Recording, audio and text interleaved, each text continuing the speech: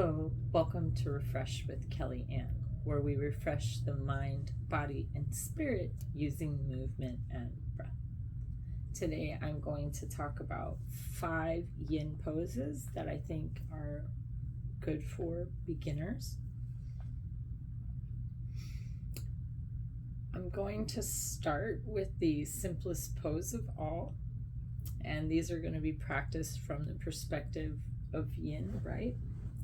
So I grabbed the bolster because I think this pose can be really intimidating for a lot of people when they're new to the practice, and if this posture is difficult for them. And I think that just using a bolster is really nice.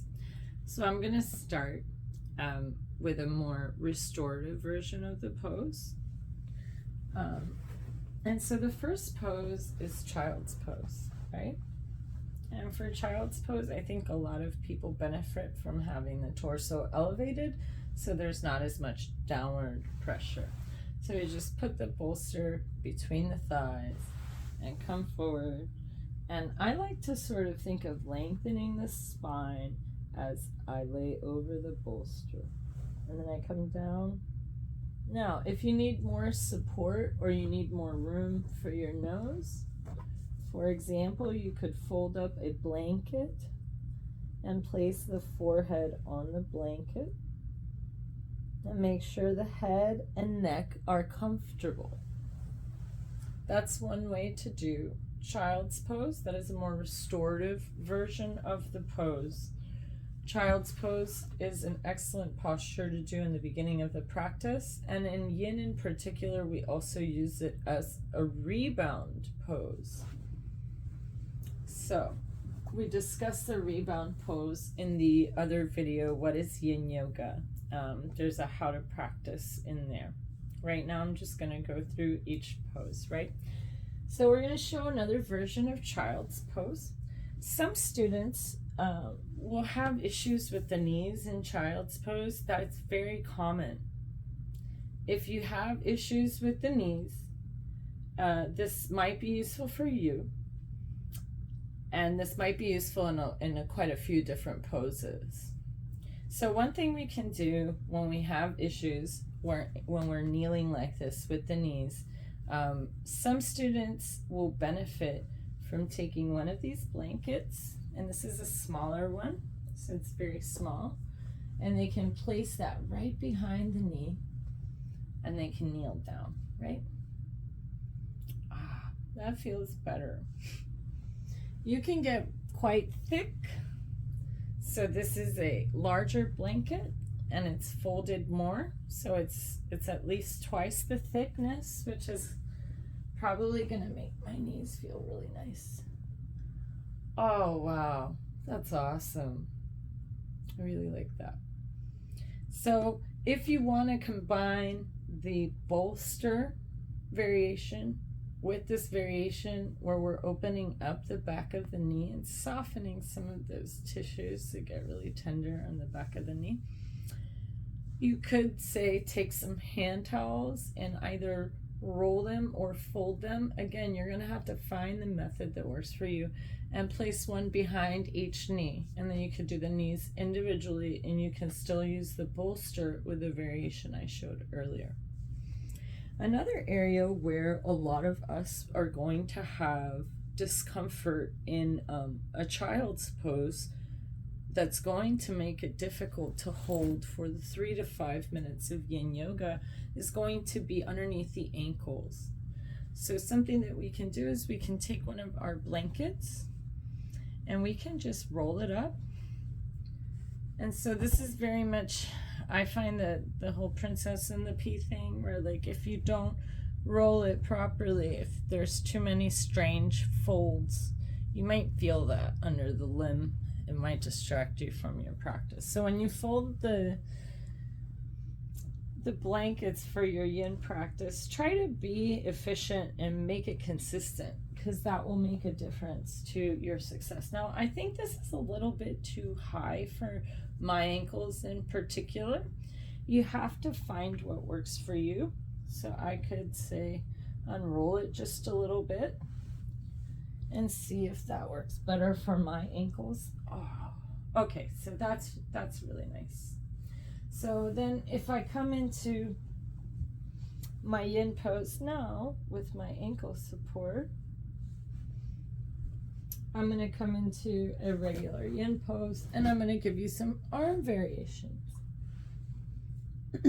So here's our yin pose, our child's pose.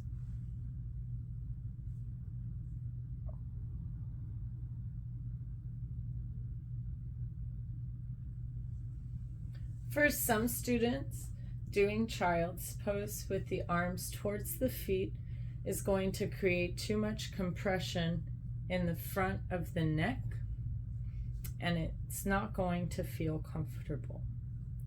If you know that you have issues with your neck and child's pose in that way feels uncomfortable, you can reduce some of the pressure by taking the hands overhead like so.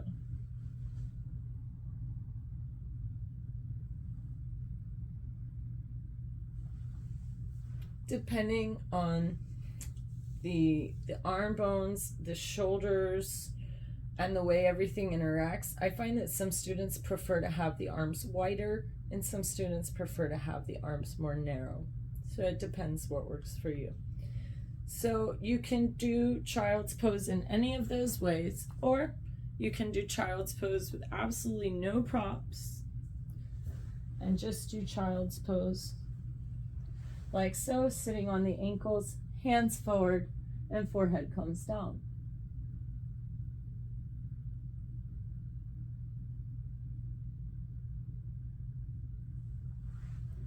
And the last variation that I can add is many students will find it nice to have a very heavy sandbag on the hips, and even some students on the shoulders. If you're going to do it on the shoulders, you're going to need someone else to help you.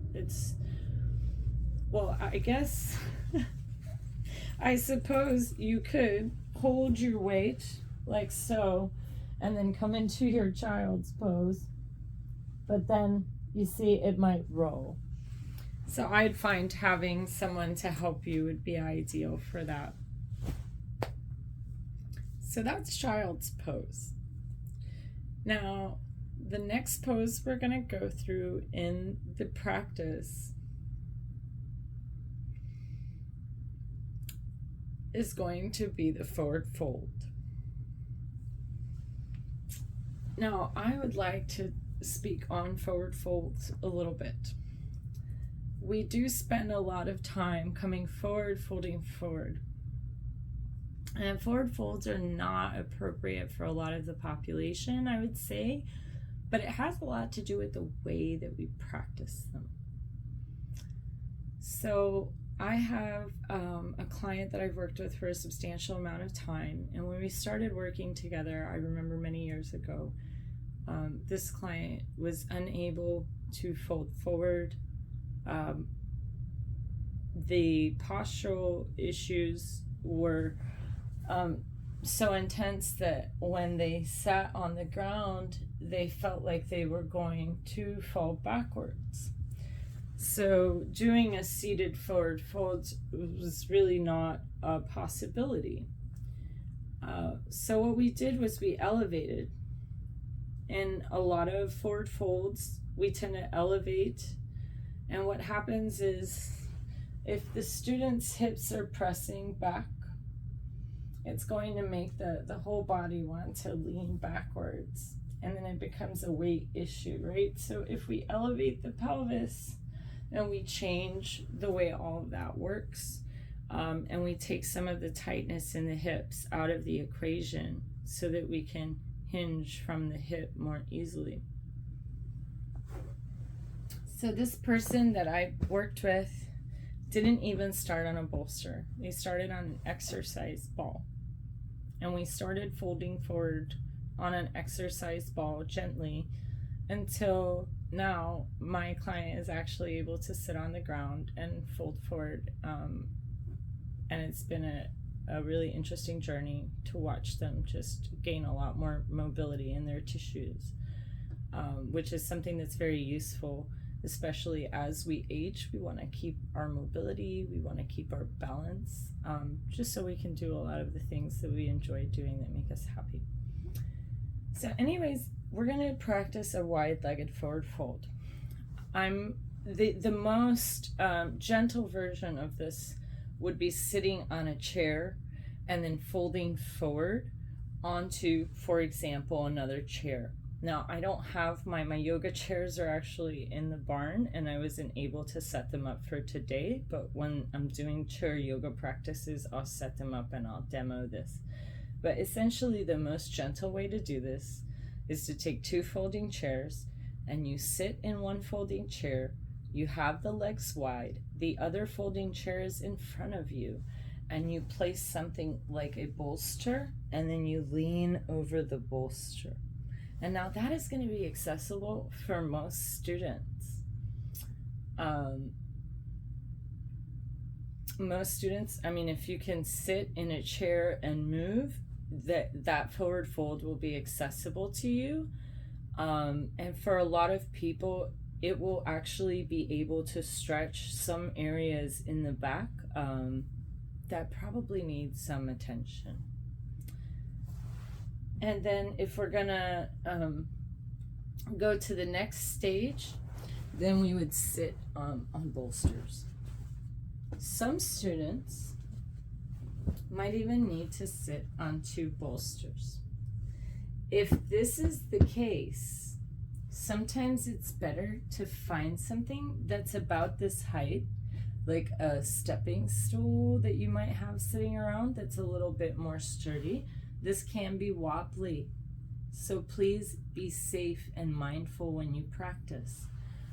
I've put my bolsters here up against the wall just so they have something firm, they don't wobble as much. I'm going to place pressure on them as I sit so they don't move around as much. Now I'm sitting on my bolster. I want to make sure that the hips, I hope the video is not cutting my head out, but I want to make sure that the hips are straight up and down and not coming back. So I'm going to take one of these bolsters out because I personally do not need it at all.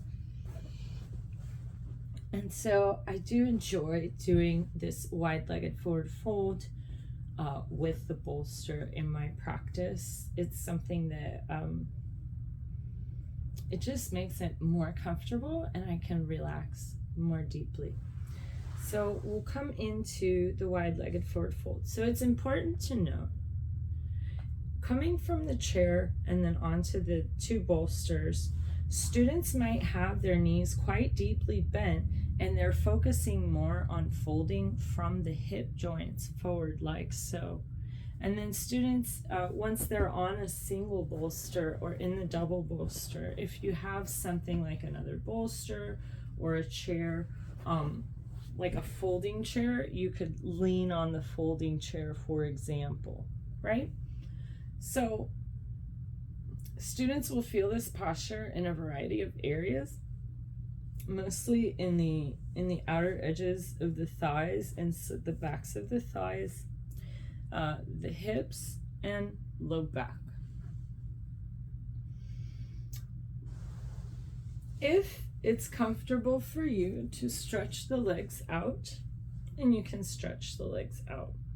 Now this posture here, if I, for example, get my bolster here, I could practice this pose for a lot longer than the deepest variation of the wide-legged forward fold that I can do.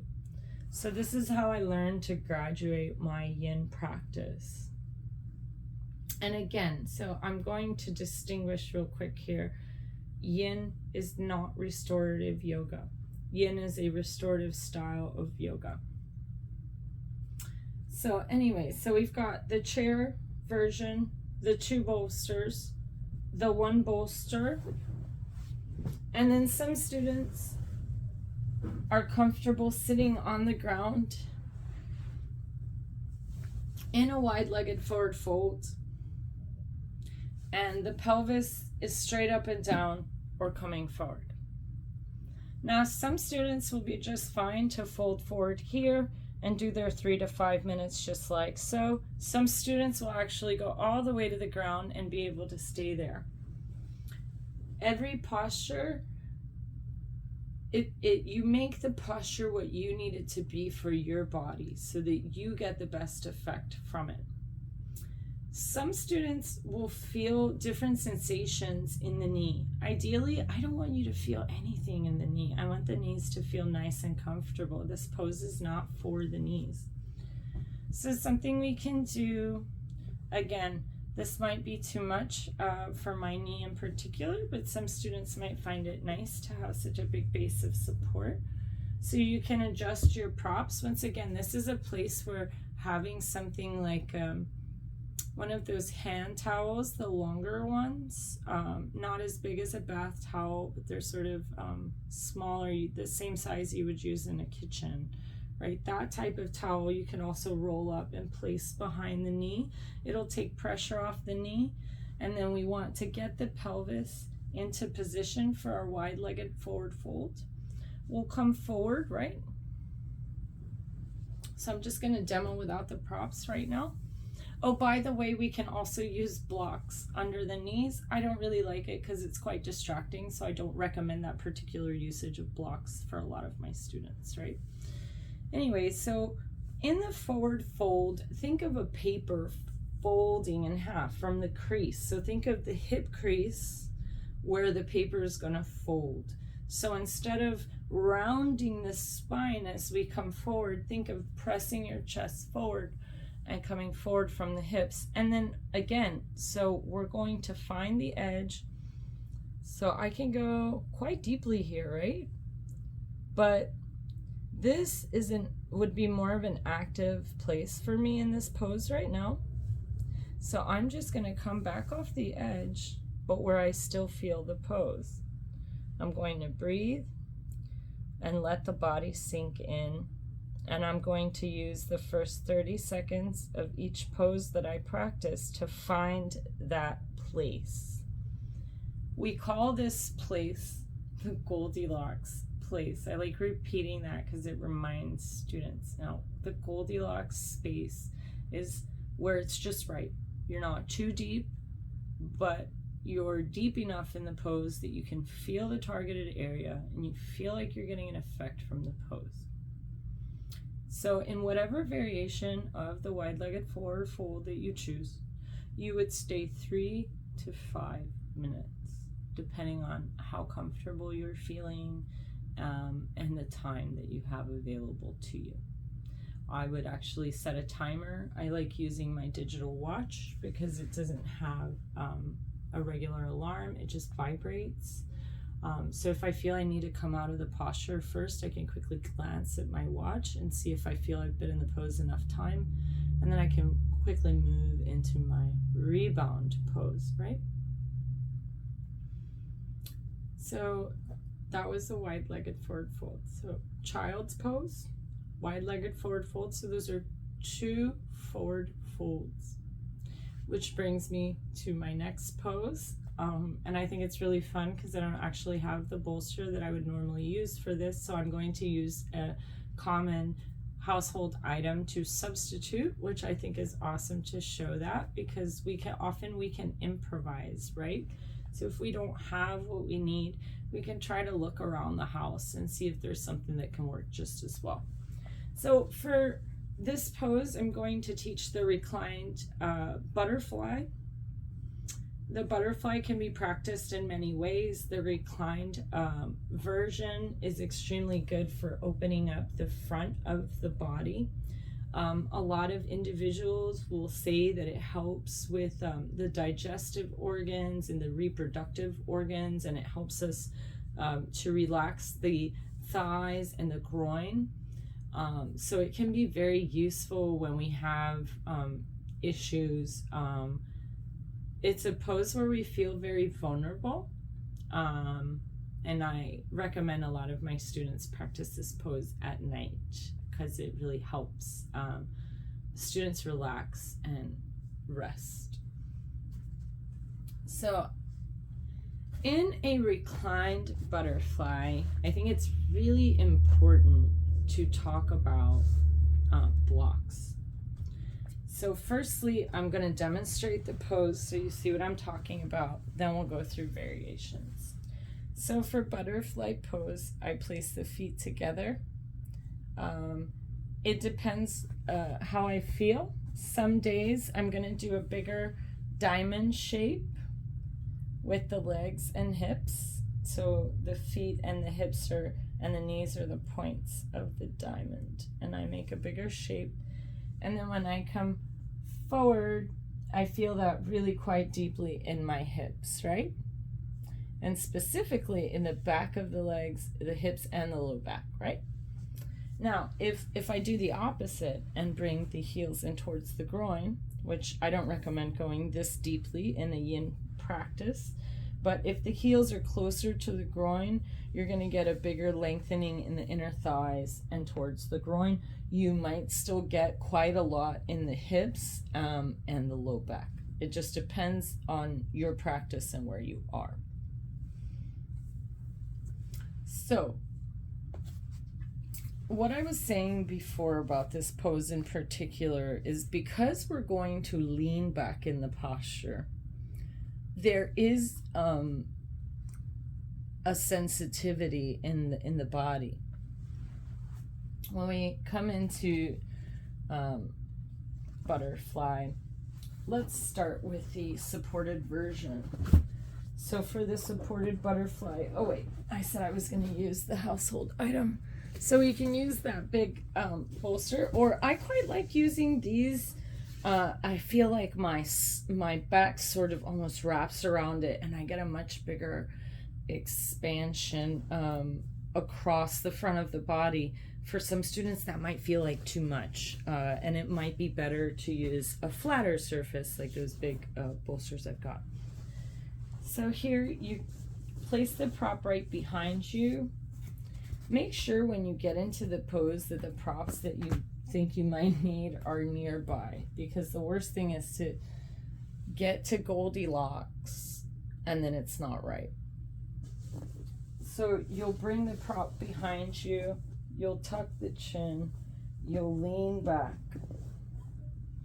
and then you'll gently lay the head back.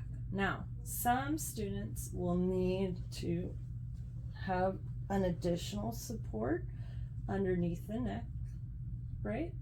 And then, like I said, have your props nearby. So I'm just kicking these blocks towards me. So what I was saying about the sensitivity of the body, the blocks are going to be used on the flat edge like so, or this beveled edge here is so you can put them at an angle, right?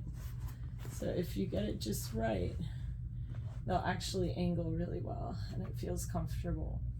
So what happens here is I'm taking a little bit of pressure off of the thighs, because there is a ligament that runs north to south between the thighs and the hips, and it's called the inguinal ligament. And so if we leave these thighs open like this while the torso is leaning back, we can overstretch the inguinal ligament, and that feels very strange for quite some time. Generally, it won't cause harm, but you might feel very odd for a couple of hours. I've had it happen to me before, so please take heed on the blocks.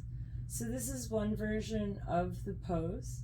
Notice how my palms are upwards and my elbows are on the ground. The reason it's important to note that the elbows are on the ground is because if they were not on the ground, I would encourage you, I'm just going to take this support out because it's the easiest way to show you, but you can use this blanket here. If my elbow didn't reach the ground, I could use a prop to elevate the limb so that it's supported. Now, this is how I'm going to come out of the pose. I'm going to tuck my chin. I'm going to push into the elbows and lift my chest up and keep lifting the chest up. I'm going to remove the props and then slowly straighten the legs. Now that is one way to come out of it. Another way to come out of the pose would be first to close the legs, then to sit up. So it just depends what works for you. Now we can do this pose with quite a high elevated surface, or we could use just the blanket. Like a thin roll like this would make a slight difference, and it might be just perfect for what your back needs. That actually might be what I do today. If you don't have a bolster, but you do have the blocks, yeah, you can create your own bolster. So you can have them slightly apart as long as the back goes on them the right way. You can have them almost tractioning the spine, so you can have one block pressing the hips one way and the other block supporting the shoulders. That's really not going to work for every student, but I'm just illustrating that there's a lot of ways to skin this cat, so you can experiment and explore and see if you find anything special. A lot of students will just place the blocks together, throw a blanket over it, and then of course you need your support for your legs. Sometimes I will ball my hands up and I will place them right by my hips, and I will use that to support my thigh bones. And that is another variation of this pose. It's very important that you take a lot of caution coming in and out of the poses. And then the final variation of the pose would be just laying on the ground with absolutely no support. You could, though, have support underneath the neck. So some students, when they're laying with their back flat on the ground, it's uncomfortable for them if they don't have neck support. So if you find that the neck doesn't feel right when you lay flat on the ground, then perhaps you can roll up one of your blankets or one of those hand towels I was mentioning earlier, and you can use that for support. So now I've told you about 3 poses. In 2 of the poses, we were moving the spine forward. So generally, not generally, let's get specific. That is considered hip flexion. So forward folding is flexion at the hip, right? And then this back bend creates hip, it doesn't create hip extension. It creates more extension in the spine, in parts of the spine. It's a little bit complicated to explain too much. Essentially, let's just do forward folding and back bending, right? So we forward folded, then we back bended. Now we're going to bend to the side. We're going to learn banana pose. Banana pose is one of my favorite poses in this practice. Banana pose targets the outer thigh and hip, especially the outer area, and for many of us, the top. For some students, they will feel the stretch all the way from the pinky toe to the pinky finger. It just depends on your body, your bone structure, and how the pose works for you. So most students, all students that practice banana pose are going to do it on the ground. I'm going to place this bolster here. Hopefully you guys can still see my feet in the video and my head. So banana pose. I'm going to need to move this bolster because I'm going to go that direction first. Or actually, I only have to demonstrate one direction in this video. You'll see both directions in the actual practice video. So from here, to get into the pose, you're going to take both ankles to the side. And you're going to cross the outer ankle. So in this case, I'm moving my feet to the right. I'm going to cross my left ankle over. And so the target area here is going to be my left side, here where you can see that my left leg moved to the right. It's creating some stretch. I can feel it in my outer hip. I can feel it in my waist. And then to do the next phase of the pose, I'm going to have the arms overhead. Now that's not right for all students. And then you might move the torso slightly to the right as well and create a bigger C shape or banana shape in the pose. Now, something to consider. The hip that's being opened and stretched, it will have a tendency to come away from the ground, and that's okay. I want you to be as grounded as possible, as close to the ground as possible. So you stay in banana pose for 3 to 5 minutes, then you uncross the feet and you come out of the pose, and then you would do the opposite side. The main modification that I would offer for banana pose is having a bolster to press against the outstretched legs, because some students will find that they can't get quite deep enough into the pose. This might sound interesting or funny, but I tend to use furniture at home. So I place my feet crossed next to the furniture, and then I move the rest of the body into the banana shape very gently and slowly. And sometimes I find that gives me the right kind of pressure. In yoga classes, we will often move the students' feet. Now, the last thing I forgot to mention, which I should not fail to mention, is that when I said we'll move the feet to the right, we'll cross the left foot over the right foot. Now, that's going to work for most students, like over, I don't know what the percentage is, but honestly, it's most students. I've taught hundreds of classes. I'd say it's probably like 5 to 10% of students are going to cross the opposite leg around, and they will feel a better stretch in that outer hip. So it just depends on you. It depends on what works for you. Okay, so we're almost there, right? So we've got child's pose. We practiced a wide-legged forward fold. We practice a reclined butterfly. Or, well, we haven't practiced, but we've learned about these poses, and we've learned about banana pose. Now, we're going to do the last pose in this 5-pose explanation here, and it's going to be how to do a straight spine twist. I was taught in Yin that we have 3 different types of twists, and the spine is doing slightly different things in each twist. So your regular twist produces more of a back-bending twist, so there's a slight back-bending element to the twist. The straight spine twist, the spine is in a straight line and it's twisting. As straight as it can be. We all know the spine has curves, right? So lengthened, so not in a back bend, which is a compression in the spine, right?